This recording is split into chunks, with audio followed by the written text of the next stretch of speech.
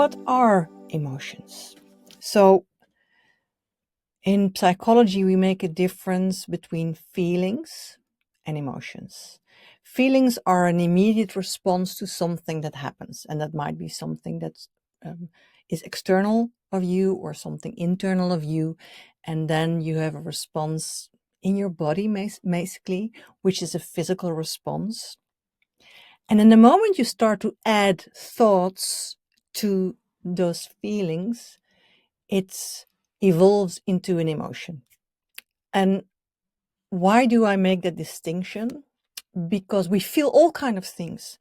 We have such a memory that just the smell of something from your childhood, you smell this, it can suddenly bring an emotion.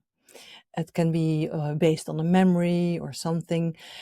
Someone can say something to us that it's really innocent, but it immediately triggers that feeling. And all those things, if we would just be aware of those feelings, that they are happening and that we can just be with them and then just let them go, let them go out of our body again, just see these as physical responses, basically from our body to anything that happens, then they would actually just flow out. I don't know if you're aware of the work of Joan Rosenberg. Joan Rosenberg, if you Google her later on, she had a great TED talk and even more, I think, about emotional mastery. That's her program. And she explains that feelings and emotions are a physiological response, a response of your body on something that happens. And that if you are able to just stick with that physical sensation without adding stories and thoughts to it, and just stick with that feeling, that you will notice that these come in waves of 60 to 90 seconds through your body, and that it's just riding these waves to let them go out of your body. So I will get back to that in a minute. So why I make this distinction, the moment that we start to add thoughts to our feelings, we create emotions, because those thoughts are very often have to do with, why am I feeling this? Like, for instance, the example that I said, you smell something, it's from your childhood, there is a feeling in your body that and you understand on a conscious or not so conscious level that this has to do something with that scar you still have, something that you experienced, something that was painful, hurtful, making you angry. And then the thoughts start to be produced to justify that feeling, to as if your mind starts to produce more thoughts around this so that you start to really feel this emotion, and you also feel entitled to have this emotion. It's not a pretty word to say, entitled, but I'm using it on purpose, because taking care of yourself to get to that emotional fulfilling life also means allowing yourself to move on from those emotions. Okay, so an emotion is a response in your body based on thoughts that you have. So you can do two things when you feel an emotion. And that is, the first one is to add more thoughts, to start to explain to yourselves and others why you're feeling this, what is going on. So you're adding to this emotion. And by all means, I don't mean that you never have to understand what is going on, because it can be, especially when you are speaking with someone or you're in therapy or you're speaking with another professional, it can be really helpful to get an idea of what is going on, why things are stirred up within you, if these old wounds are, being aroused, and that is the emotion. But if we start to use those explanations and those stories to allow ourselves to feel this again and again and again, then we get in those circles of very unpleasant emotions. One great thing that you could do to help yourself is to not speak anymore of positive and negative emotions, but to start speaking about pleasant and unpleasant emotions, which means some emotions feel pleasant in your body. When someone makes us laugh, it feels pleasant to laugh. It feels pleasant to be happy, right? So that's a pleasant emotion. It feels good in your body. And when an emotion doesn't feel so pleasant, it's an unpleasant emotion. It's not a negative emotion, it's an unpleasant emotion. And by using these words, you help yourself to allow those emotions in your life. So, unpleasant emotions means that there is an unpleasant feeling in your body. Your physiological response doesn't feel pleasant. But that's something else than a negative emotion, because when you use the word negative emotion, you feel like, I cannot feel that. I should not feel that. I don't want to feel it. I'm pushing against it. And, I don't know if this is true for you, but if I start to push against something, it just comes stronger back and back to me. So that turned out to be really helpful for me to know if emotions are feeling pleasant or are feeling unpleasant. And then the second step, I just mentioned Joan Rosenberg, and that she said when you focus on the physiological response of your body and you realize that these physical responses are only lasting 60 to 90 seconds, you can ride them out. It's like the waves, you have a beautiful metaphor. There's a storm at sea. The waves are really, really high. But when the storm goes down, the waves still are there, but they become smaller and smaller and smaller. So being with those emotions, just realizing that this is a physical response, and how can you do that? It's just by bringing your attention to what you are feeling with your body. So for instance, you smell something, the example I just used, and you suddenly feel a lot of sadness.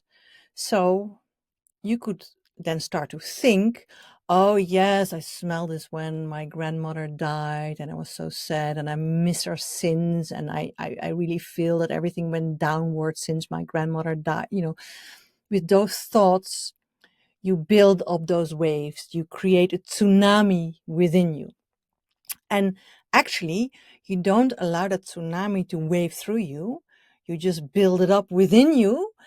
And because you keep stirring on it, it just builds up higher and higher, and you cannot really release it or let it go. But if you start to feel, oh, I feel sadness, and I feel that because I get a pit in my stomach, and I feel that my throat is getting sore. I feel that there is water in my eyes, there are tears running over my cheeks. So you're focusing on what your body is doing, what the response of your body is, with the realization that this physical response will peter out after 60 to 90 seconds. And yes, then there will be another wave, but also that wave will be 60 to 90 seconds. And then there will be another wave, but that wave will be 60 to 90 seconds. And the more you start to ride those waves, focusing only on what you're feeling in your body, it becomes easier, it becomes gentler, and the sharpness will go and unpleasantness will go. I have a personal example for you. And if you've been here more often when I was speaking about emotions, you might have heard it. So if I'm telling you again, I'm sorry for that, but I think it's a great story. So I had a kitten. This kitten was born in my house, in my hands, because she was a daughter of one of my cats. And her siblings got new houses, but we decided to keep her because she was the most adorable, sweetest cat ever. She loved us unconditionally, and it was a beautiful connection. So she was with us for 1 year, and then on one night she was killed by a car because in the middle of the night she ran over the street and the car hit her and she died, which is really, really sad, of course. So I was really sad about that. And I decided now, for the first time in my life, because I was someone, if I was feeling sad, I was trying to push it away. I was trying to be strong, not to feel it too much, not to cry too much. But I decided, I was already, I just became a meditation teacher then. I had meditated a lot and I had learned a lot about emotions, also about what Joan Rosenberg was telling. And I decided, I'm going to ride those waves of grief. because I love this cat and I just want to honor that love and by just grieving. So what I did, I was sitting in meditation and I just let the grief wash over me. And something remarkable happens by just staying with that grief, by riding those waves. And I have to tell you, those waves kept coming for about 4 days. And I don't mean 24/7 because yes, I also went to eat but I was sitting a lot in my meditation corner, just grieving and just letting that be there without adding those stories. But what happened, so much more grief came out of that. I've had a lot of grief in my life that I never really processed um, in a way that it was out of me. There were still tsunamis within me. And while I was grieving this beautiful cat, I so deeply felt that she helped me, her death, grieving her helped me to release so many other emotions of grief that I was crying on and off for about 4 days.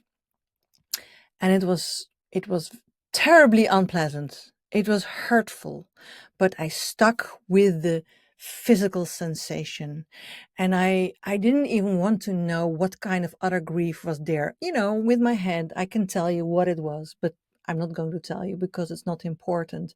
There was a lot of grief that was flowing through me and out me, and at the end of those 4 days, after crying a lot, after being with it, I started to feel that those waves became smaller and smaller, and that I felt such a relief, such a release of so many things, that so many tsunamis that were still stored in my body.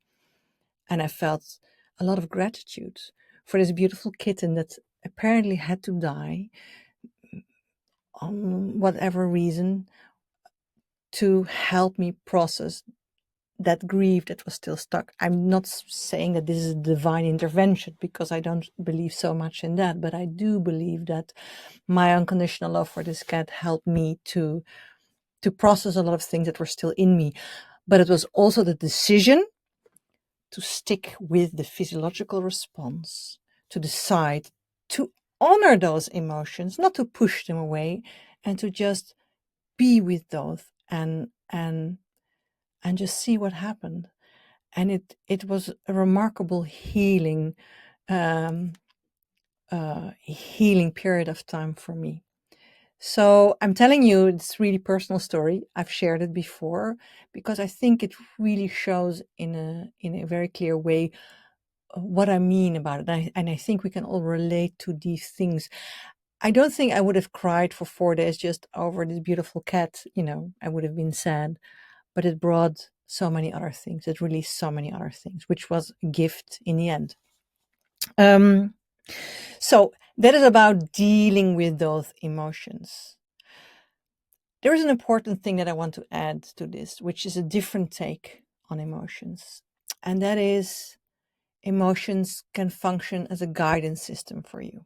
So if you take yourself, let's say your inner being, your core being, your soul, your gut feeling, your soul, whatever word you like to use for who you truly are, your authentic self.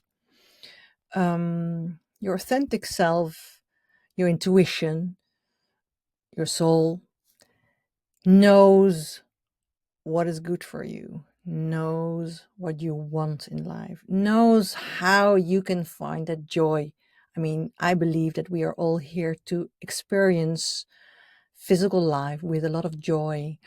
And if we allow ourselves that through a really self-gentle approach, we can grow, we can heal, we can be there for others, we can give to others, we can connect to others.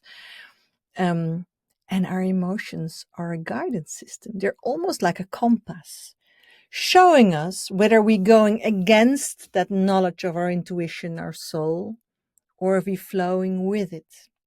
So if you see the path of your authentic self as a flow, as a river that you want to just surrender to, move on, float on, and you start to use your emotions as a compass, telling you if they feel unpleasant, apparently I'm holding back. Apparently I have thoughts or I'm doing things that are going against this stream. So suddenly you realize that when you feel an unpleasant emotion that you're holding on to something and you cannot really flow, or that you're trying to swim against the stream with a lot of struggle because you want to do something in a certain way. But when it feels good, when the emotion feels pleasant, that is the moment where you find ease, where you find the flow, where you can stream with it and be surprised and delighted by the most beautiful things on your path. So if you want to read or hear more about this approach, I didn't think of this. This is coming from the work of Esther Hicks. You could also known as Abraham Hicks, which wrote a beautiful book about our emotional life and how our emotions are a guidance system. This is something that I'm also applying, and you can really fine tune yourself in that. The slightest feeling that you can have in your stomach or in your throat, depending on where you feel it, is a sign of telling you, hey, you're going against yourself. There is some resistance. There is resistance against what it is that you truly want. And so often that is living with ease, allowing yourself to live with ease, to be kind to yourself, to be kind to others, to not living up to expectations that you feel are basically not your own, but you feel you have to do that, all those things. And so for me, emotions are a guidance system. So if this is completely new to you, then just think it over, but maybe it resonates with you. Maybe you're using this already in that way. And therefore, I really love self-gentleness. Teaching yourself to be gentle with yourself is the best gift that you can give yourself, because you will start to teach yourself to take life with ease, to tune into your emotions, to tune into yourself, to feel what it is needed, whatever it is, because what you need right now can be something completely different than what you need in 10 minutes. We are like that. But tuning in and knowing what it is, if you need to rest or you need to jump, you need to run or you need to sleep, you need to speak or you need to silence, you need to connect with others or you just do need to be on your own. Feeling, connecting with all those things, it's really important for helping you on this. And your emotions are the first sign in your body which work as a guidance system, which are working as a compass.